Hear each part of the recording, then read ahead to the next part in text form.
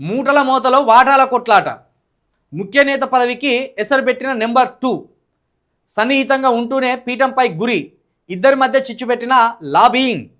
కాంగ్రెస్లో 600 కోట్లు కాంట్రాక్ట్ కలకలం. ఖమ్మంలో తీగలాగితే ఢిల్లీలో కదిలిన డొంక. కుదిరితే ముఖ్య పీఠం, లేకపోతే మున్సిపల్ శాఖ.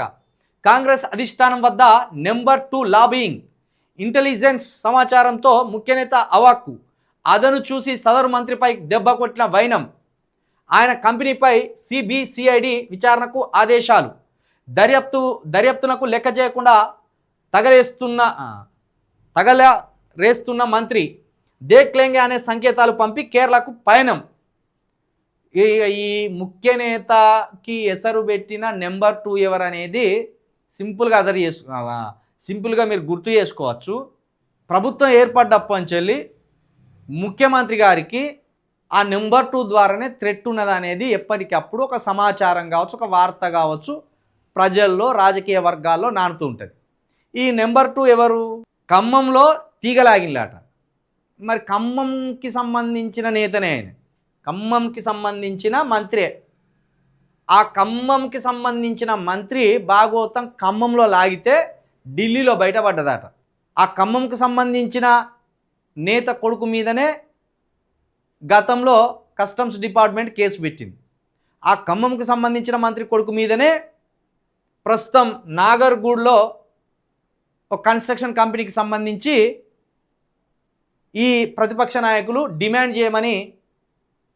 రాజీనామా చేయమని డిమాండ్ చేస్తున్నారు. ఇప్పుడు ఆ ఖమ్మంకి సంబంధించిన మంత్రి ఢిల్లీలో లాబింగ్ చేసి ఆయన కూడా మూటలు మోసుకపోతున్నాడట. కాంగ్రెస్లో ఉన్న ముఖ్యమంత్రి సీటు మీద కన్నుబడ్డ వాళ్ళకు ఒకటి స్పష్టంగా అర్థమైంది. ఏంటంటే రేవంత్ రెడ్డి గారు ఎట్లా ముఖ్యమంత్రి అయిన అనేది వాళ్ళకి స్పష్టంగా అర్థమైంది. కాబట్టి రేవంత్ రెడ్డి గారి బాటలోనే వీళ్ళు కూడా వెళ్ళి ఆ ముఖ్యమంత్రి పీఠాన్ని కైవసం చేసుకోవాలనే ఆలోచనకు వచ్చినట్టు ఈ వార్త ద్వారా అర్థమవుతుంది. లాబింగ్ అంటే ఇక ఏం లాబింగ్ ఉంటుంది అడిగిపోయి ఇక్కడ రాసింది కదా, వాటాలు మూటాలు. అధిష్టానం దగ్గర ఓ 4-5 పెద్ద తలకాయలు ఉన్నాయి. ఆ 4-5 పెద్ద తలకాయల్లో 3 పెద్ద తలకాయలను దారికి తీసుకొచ్చుకుంటే అధిష్టానంతో డైరెక్ట్ చర్చించే అవకాశం లభిస్తుంది. ఆ 3 పెద్ద తలకాయలను ఇక్కడున్న ఓ 4-5 ఆశపడతాను సీఎం సీట్ మీద. ఆ 4-5 ఆశపడే వ్యక్తుల్లో రాజగోపాల్ రెడ్డి ఒక్కడున్నాడు, పొంగులేటి గారు ఒక్కళ్ళు ఉన్నారు, బట్టి విక్రమార్క గారు ఒక్కళ్ళు ఉన్నారు, ఇంకా కొంత తెరపైకి రాకుండా ఆశపడేటోళ్ళు శ్రీధర్ బాబు గారు ఉన్నారు. ఇలాంటి వాళ్ళు ఉన్నారు. అయితే దీంట్లో ఒక్కరిద్దరు మాత్రం చాలా సీరియస్గా ముఖ్యమంత్రి పదవి కోసం ఆలోచనలు చేస్తాను.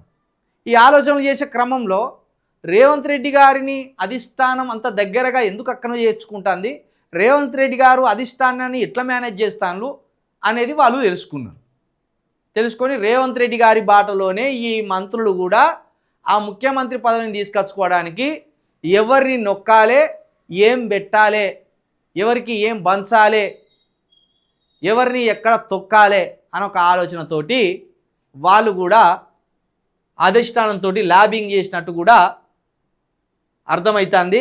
ముఖ్యమంత్రి గారు దీన్ని పసిగట్టే వరకు, ఈ విషయం తెలియ వరకు ముఖ్యమంత్రి గారికి షాక్ కొట్టినంత పని అయింది.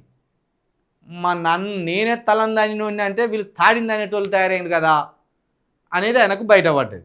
ఇన్ని రోజులు అన్నారుగా తొక్కుకుంటా వచ్చినా నేను ఒక్కొక్కని అని. ఇప్పుడు ఆఖరికి ఆ సీఎం సీటు కోసం ఆయనను దొక్కే ప్రయత్నం ఆయన మంత్రులు చేస్తుండడం కూడా మనకు అర్థమవుతుంది. 600 కోట్ల కాంట్రాక్ట్ కలకలం అట కాంగ్రెస్లో. 600 కోట్ల కాంట్రాక్ట్ కలకలం. మీరు ఈ 600 కోట్ల కాంట్రాక్టు ఎవరి చేతుల్లో, ఎందుకోసం, ఏ మంత్రి గారు పెట్టబోయిన అనేది కూడా పెద్ద ఇంట్రెస్టింగ్ మ్యాటరే ఉన్నది. మరి ఉంటుందా ఎల్లకాలం రేవంత్ రెడ్డి గారి సీఎం పదవి మధ్యలోనే ఎవరేమన్నా ఎక్కువ మ్యాములు వంచి వాళ్ళ సైడ్ తెచ్చుకుంటారా అనేది కూడా చూడాలి. ఎందుకంటే అధిష్టానం కూడా ఎప్పుడు సూపర్ పవర్స్ ఇయ్యదు రాష్ట్రాలకు. కాంగ్రెస్ అధిష్టానం సోనియా గాంధీ గారు కావచ్చు, రాహుల్ గాంధీ గారు కావచ్చు, కేసీ వేణుగోపాల్ గారు కావచ్చు, అక్కడ ఉన్న ఖార్గే గారు కావచ్చు, వాళ్ళు ఎప్పుడు కూడా ఇక్కడ రాష్ట్రాలకు సంబంధించిన ముఖ్య నేతలను, ముఖ్యమంత్రులను, మంత్రులను చెప్పు చేతుల్లో పెట్టుకోవాలని చూస్తుంది. ఎవరికి కూడా సూపర్ పవర్స్ ఇయ్యదు. సూపర్ పవర్స్ ఇస్తే రాష్ట్రంలో ఏం చేస్తారో వాళ్ళకి తెలుసు. కాబట్టి సూపర్ పవర్స్ ఇవ్వకుండా ఎప్పటికప్పుడు వాళ్ళ ఆ చెప్పు చేతుల్లో పెట్టడానికి ఒక్కొక్కసారి ఒకరిని లేపినట్టు, ఒక్కసారి ఒకరిని తగ్గించినట్టు, ఇంకొకసారి ఒకరితో పర్సనల్గా మాట్లాడినట్టు, వాళ్ళకే బాగా క్లోజ్ ఉన్నట్టు, ఇవన్నీ కూడా వ్యూహంలో భాగంగా చేస్తుంటారు.